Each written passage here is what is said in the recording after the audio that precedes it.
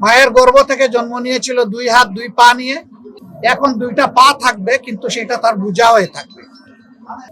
এই ছেলেটার spinal cord সম্পূর্ণ কাটা গিয়েছে, তার নিচের 2 অঙ্গ জীবনেও আর ফাংশন করবে না, এটা ফিরে আসার কোনো সম্ভাবনা নেই। একজন যে চলে গেছে দুনিয়ায়, তার আর কোনো দায় নাই, সে আর তার জন্য বার্ডেন না, বোঝা না, এবং কারো জন্য সে বোঝা হবে না, এমনকি সে ভালো করে বসতেও আর পারবে না। এখন জীবনে যে কয়দিন বেঁচে থাকবে তাকে শুয়ে শুয়েই বেঁচে থাকতে হবে। কি নৃশংস এই ঘটনা!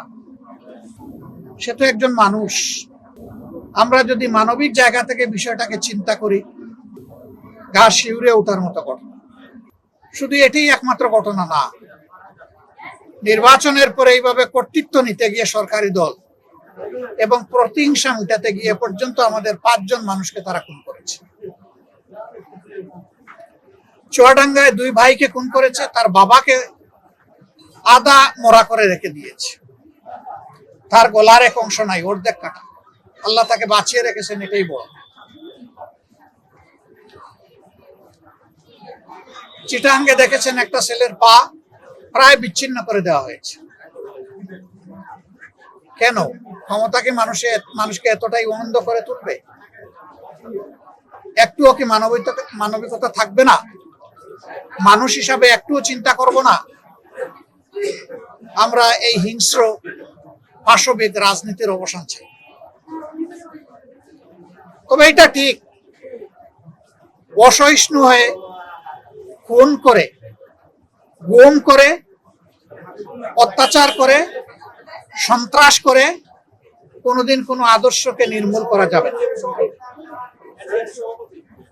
আমরা মনে করি সরকারি দলের কিছু সিনিয়র নেতাদের দায়িত্বহীন কথাবার্তার কারণে এই ধরনের ঘটনা ঘটছে।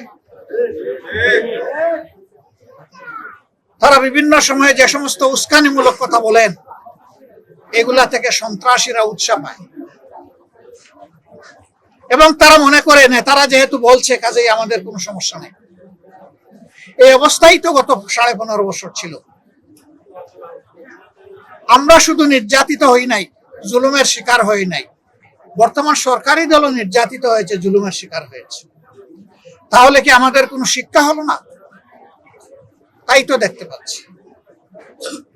শিক্ষা যদি না হয়ে থাকে তাহলে জুলাইয়ের মতো জুলাই বারবার রিপিট করতে থাকবে। আর কত রক্ত দিবে এই জাতি? এই রক্তের স্রোত বন্ধ হওয়া দরকার, শান্তি ফিরে আসা দরকার।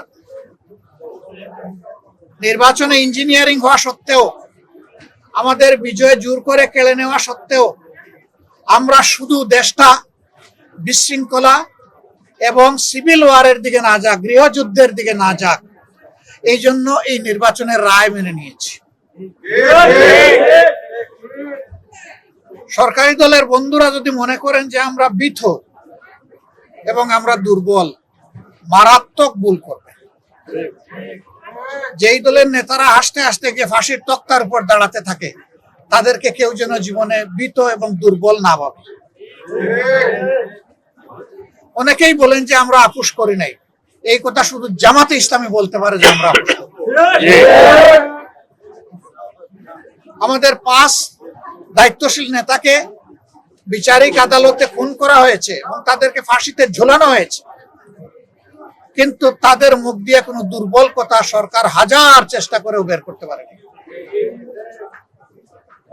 সেই জায়গায় তো আমরা অনেক কিছু দেখেছি, দেখছি, জানি না আরো দেখবো কিনা। আমরা সবাইকে অনুরোধ করব যে ইতিহাসের ওই শিক্ষা নিতে চাই না যে ইতিহাস থেকে কেউ শিক্ষা নেয় না, বরঞ্চ অনুরোধ করব ইতিহাস থেকে শিক্ষা নিন। আমরাও নেই, সবাই নেন, তাইলে দেশ বাঁচবে, জাতি বাঁচবে। আর সন্ত্রাস, গুন্ডামি, খুন কখনো কোনো সমাধান নয়। আমরা এটা আর দেখতে চাই না।